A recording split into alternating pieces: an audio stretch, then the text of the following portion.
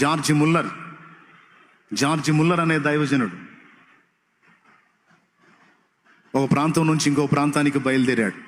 సముద్రం మీద ఓడలో బయలుదేరాడు. ఓడలో కొంత దూరం వెళ్ళిన తర్వాత ఆయన రేపు సాయంత్రం వేళ అక్కడ కూటంలో ఉండాలి. ఈ సముద్రం మీద ఈ ఓడ వెళతా ఉంది. నిర్ణయించబడిన సమయానికి ఆయన అక్కడికి చేరాలి, ఓడ వెళ్ళాలి.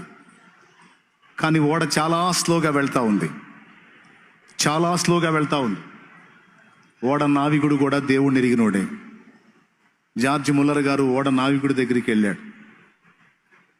ఇంత స్లోగా వెళ్తుంది, నేను అనుకున్న సమయానికి అక్కడికి చేరకపోతానా, ఇట్లయితే ఎట్లా అన్నాడు.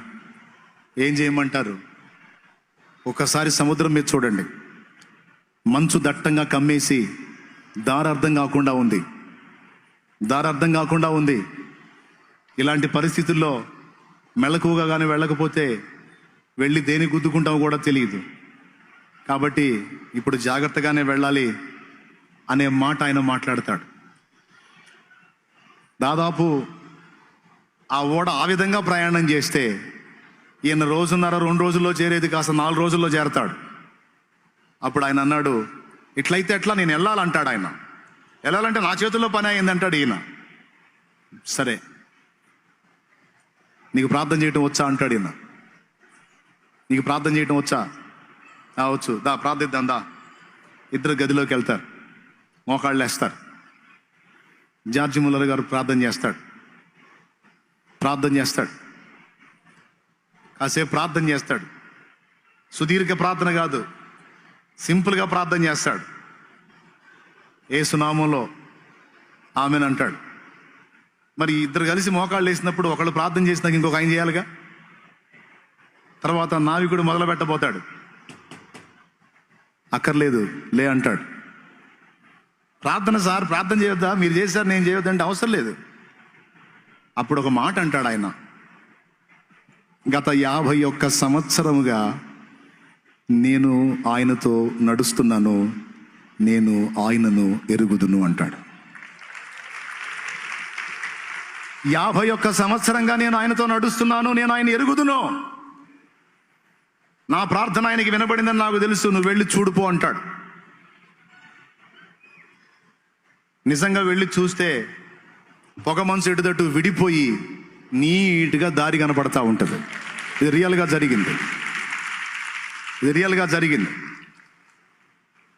ప్రియమైన దేవుని బిడ్డలారా, ఎందుకు మనల్ని అనేకమైన అనుభవాల గుండా దేవుడు తీసుకెళ్తున్నాడు అంటే దానికి ఎన్నో కారణాలు ఉన్నాయి. వాటిలో మొట్టమొదటిది మనలో ఉన్న కల్మషాన్ని దుళ్ళగొట్టడానికి, మనల్ని శుద్ధి చేయడానికి ఒక కారణం.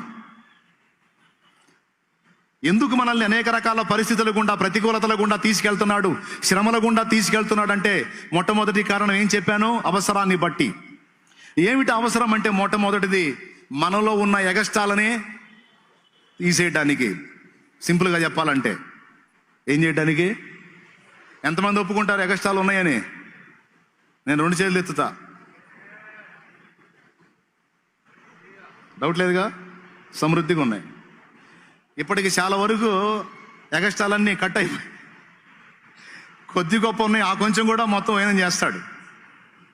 మొట్టమొదటిది మనలో ఎగస్టాలుగా ఉన్నటువంటి వాటన్నిటిని తొలగించి మనల్ని దీనులుగా, సాత్వికులుగా, ఓర్పుమంతులుగా ఆయన పోలికలోనికి తీసుకొని రావడానికి ఆయన మనల్ని ప్రత్యేకంగా వెంటబెట్టుకొని నడిపిస్తున్నాడు. ఇది మొదటిది. రెండోది ఏంటో తెలుసా? ఆ పరిస్థితుల గుండా నేను నడిపించి నీ విశ్వాసాన్ని ఆయన వృద్ధి పొందించడానికి పూనుకున్నాడు.